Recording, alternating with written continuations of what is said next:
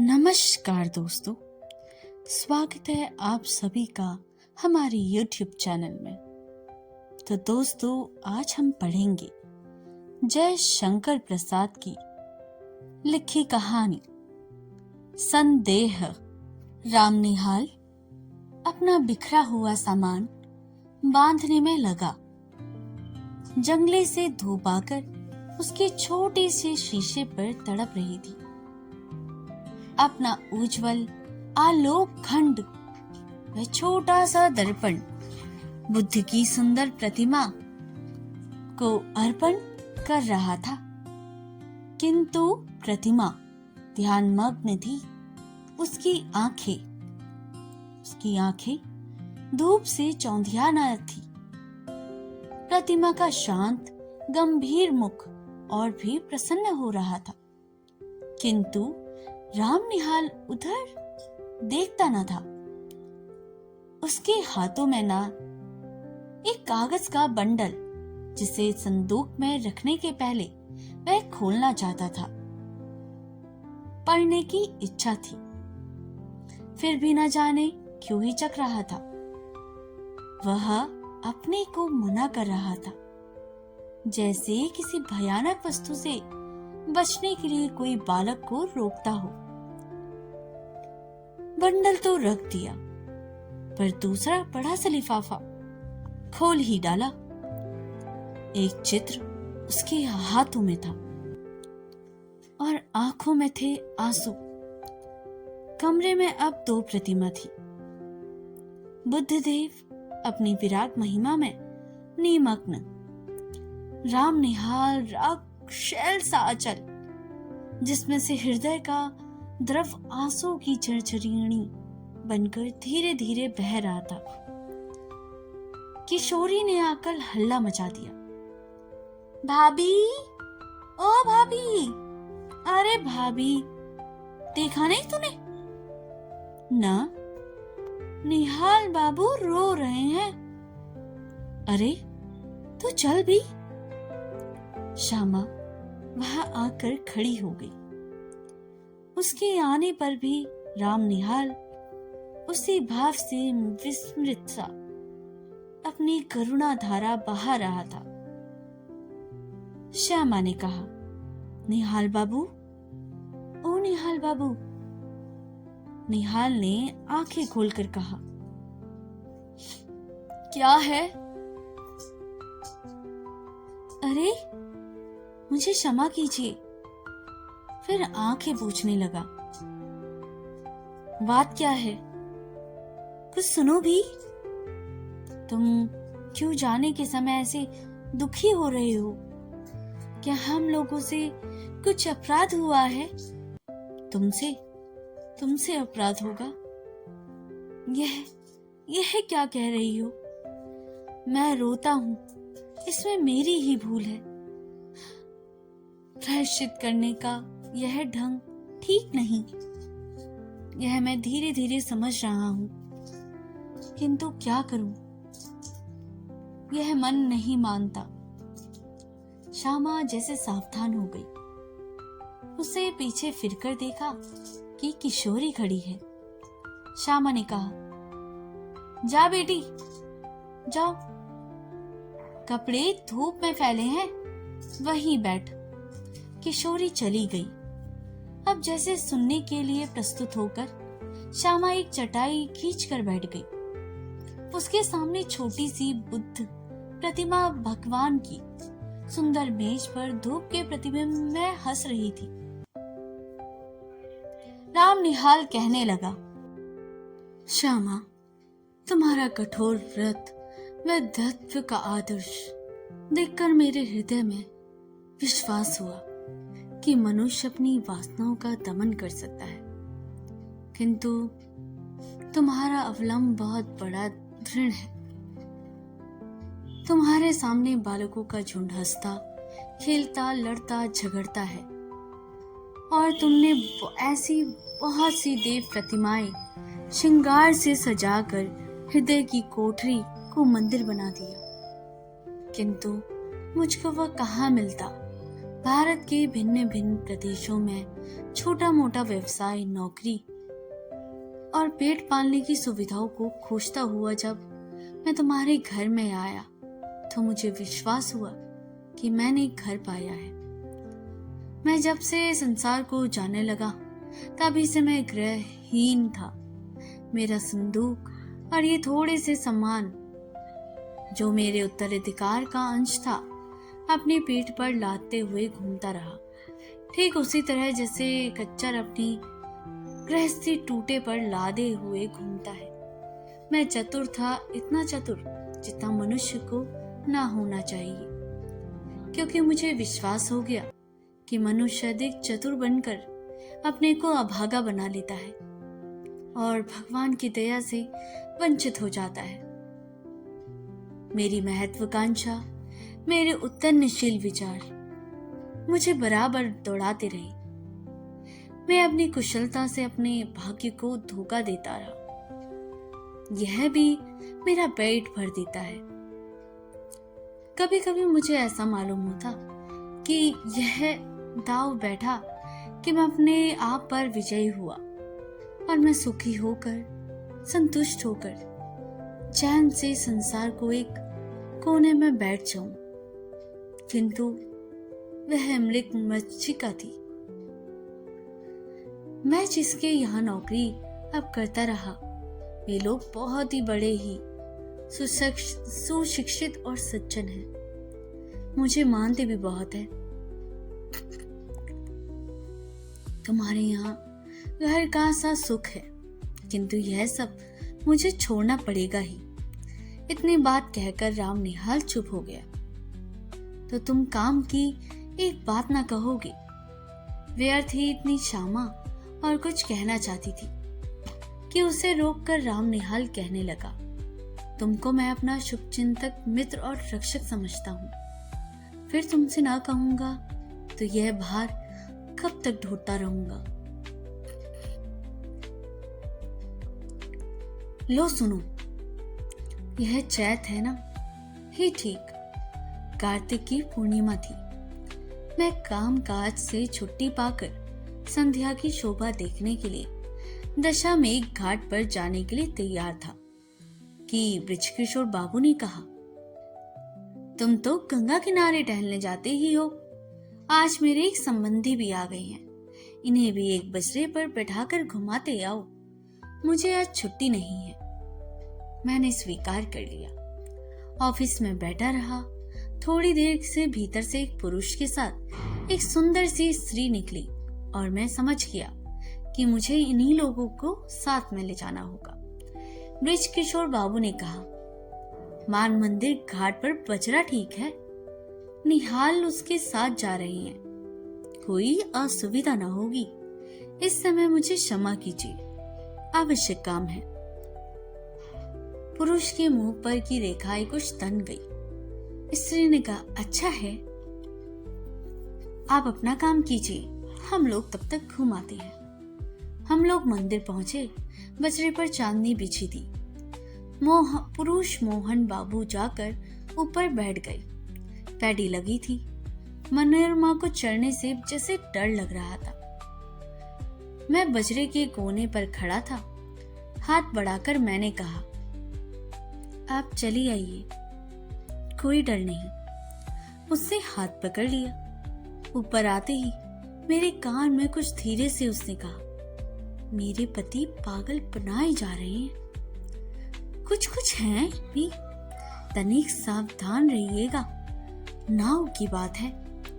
मैंने कह दिया, कोई चिंता नहीं, किंतु ऊपर जाकर बैठ जाने पर भी मेरे कानों के समीप उस सुंदरी मुख का सुरक्षित निश्वास अपनी अनुभूति दे रहा था। मैंने मन को शांत किया। चांदनी निकल आई थी। घाट पर आकाश दीप जल रहे थे और गंगा की धारा में भी छोटे छोटे दीपक बहते दिखाई देते हैं। मोहन बाबू की बड़ी बड़ी गोल आंखें और भी फैल गई। उन्होंने कहा, मनोरमा, देखो इस दीपन का क्या अर्थ है? तुम समझती हो? गंगा जी की पूजा और क्या, मनोरमा ने कहा। यही तो मेरा और तुम्हारा मतभेद है। जीवन के लघु द्वीप को अनंत की धारा में बहा देने का यह संकेत है। आह, कितनी सुंदर कल्पना, कहकर मोहन बाबू जैसे उच्छ्वसित हो उठे। उनकी शारीरिक चेतना मानसिक अनुभूति से मिलकर उत्तेजित हो उठी। मनोरमा ने मेरे कानों में धीरे से कहा, देखा ना आपने? मैं चकित हो रहा था। बजरा पंचगंगा घाट के समीप पहुंच गया था। तब हंसते हुए मनोरमा ने अपने पति से कहा, और ये बाजू में जो टंगे हुए दीपक हैं, उन्हें आप क्या कहेंगे? तुरंत ही मोहन बाबू ने कहा, आकाश भी असीम है ना।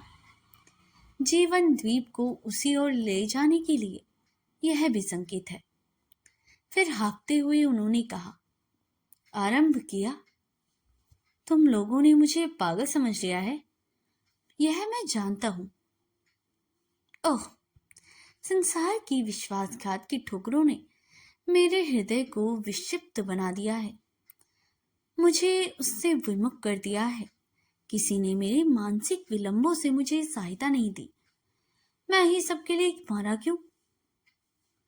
यह अब मैं नहीं सह सकता। मुझे अकपट प्यार की आवश्यकता है। जीवन में कभी नहीं मिला। तुमसे भी मनोरमा, तुमने भी मुझे। मनोरमा घबरा उठी। उसने कहा, चुप रहिए, आपकी तबीयत बिगड़ रही है, शांत हो जाइए। क्यों शांत हो जाऊं? राम निहाल को देखकर चुप रहूं? वह जान जाए इसमें मुझे कोई भय नहीं। तुम लोग छिपकर सत्य को छलना क्यों बनाती हो? मोहन बाबू ने श्वासों की गति तीव्र हो उठी। मनोरमा ने हताश भाव से मेरी ओर देखा। वह चांदनी रात में विशुद्ध प्रतिमा सी निश्चित हो रही थी। मैंने सावधान होकर कहा, माँ जी, आप घूम चलो। कार्तिक की रात चांदनी से शीतल हो चली थी। नाव मान मंदिर की ओर घूम चली। मैं मोहन बाबू के मनोविकार के संबंधों में सोच रहा था। कुछ देर चुप रहने के बाद मोहन बाबू फिर अपने आप कहने लगे, बृजकिशोर को मैं पहचानता हूं। मनोरमा, उसने तुम्हारे साथ मिलकर जो षड्यंत्र रचा है, मुझे पागल बना देने का जो उपाय हो रहा है, उसे मैं समझ रहा हूं।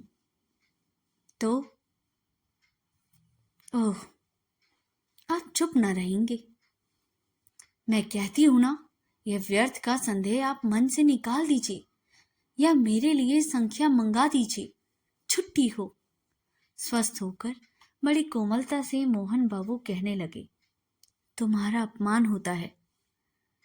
सबके सामने मुझे ये बातें ना कहनी चाहिए। यह मेरा अपराध है।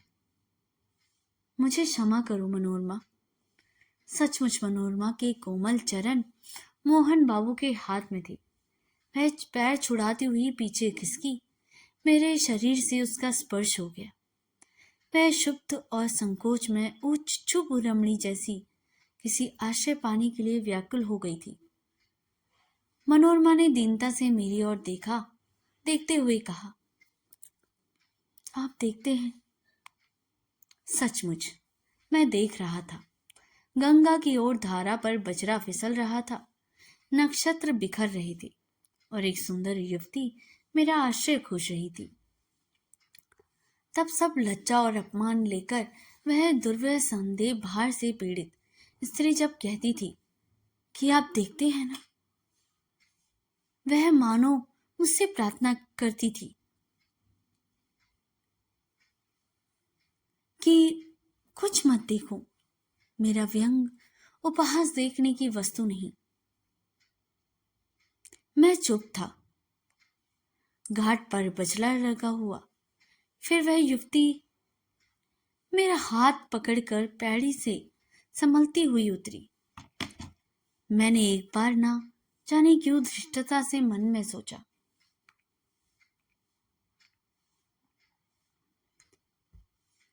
फिर मैं धन्य हूं। मोहन बाबू ऊपर चढ़ने लगे। मैं मनोरमा के पीछे पीछे था, अपने पर भारी बोझ डालकर धीरे धीरे सीढ़ियों पर चढ़ रहा था। उसने धीरे से मुझसे कहा, राम निहाल जी, मेरी विपत्ति में आप सहायता नहीं कीजिएगा। मैं अवाक था। श्यामा ने गहरी दृष्टि से राम निहाल को देखा। वह चुप हो गया। श्यामा ने आज्ञा भरी स्वर में कहा, आगे और कुछ भी नहीं है, या बस? राम निहाल ने सिर झुकाकर कहा, हाँ, और भी कुछ है? वही कहो ना। कहता हूं। मुझे धीरे धीरे मालूम हुआ कि बृज किशोर बाबू यह चाहते हैं कि मोहनलाल अदालत से पागल मान लिया जाए और बृज किशोर उनकी संपत्ति के प्रबंधक बना दिए जाए, क्योंकि वे मोहनलाल के निकट संबंधी थे। भगवान जाने इसमें क्या रहस्य है, किंतु संसार तो दूसरे को मूर्ख बनाने के लिए व्यवसाय पर चल रहा है। मोहन अपने संदेह के कारण पूरा पागल हो गया। तुम ये जो चिट्ठियां का बंडल देख रही हो, वह मनोरमा का है। राम निहाल फिर से रुक गया। श्यामा ने फिर तीखी दृष्टि से उसकी ओर देखा। राम निहाल कहने लगा, तुमको भी संदेह हो रहा है ना? सो ठीक ही, मुझे भी कुछ संदेह हो रहा है। मनोरमा क्यों मुझे इस समय बुला रही है? अब श्यामा ने हंसकर कहा, तो क्या तुम समझते हो कि मनोरमा तुमको प्यार करती है और वह दुष्टता है? छी राम निहाल, यह तुम क्यों सोच रही हो? देखो तुम्हें तुम्हारे में यह कौन सा चित्र है? क्या मनोरमा का ही? कहते कहते श्यामा ने राम निहाल के हाथ से चित्र ले लिया। उसे आश्चर्य भरे स्वर में कहा, अरे यह तो मेरा ही है। तो क्या तुम मुझसे प्रेम करने का लड़कपन करते हो? मेरी अच्छी फांसी लगी है तुमको। मनोरमा तुमको प्यार करती है और तुम मुझको। मन के विनोद के लिए तुमने अच्छा साधन जुटाया है। तभी कायरो की तरह यहाँ से बोरिया बांधना लेकर भागने की तैयारी कर ली है।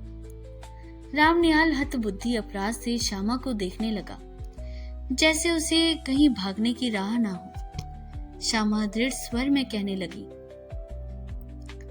निहाल बाबू, प्यार करना बड़ा कठिन है। तुम इस खेल को नहीं जानते।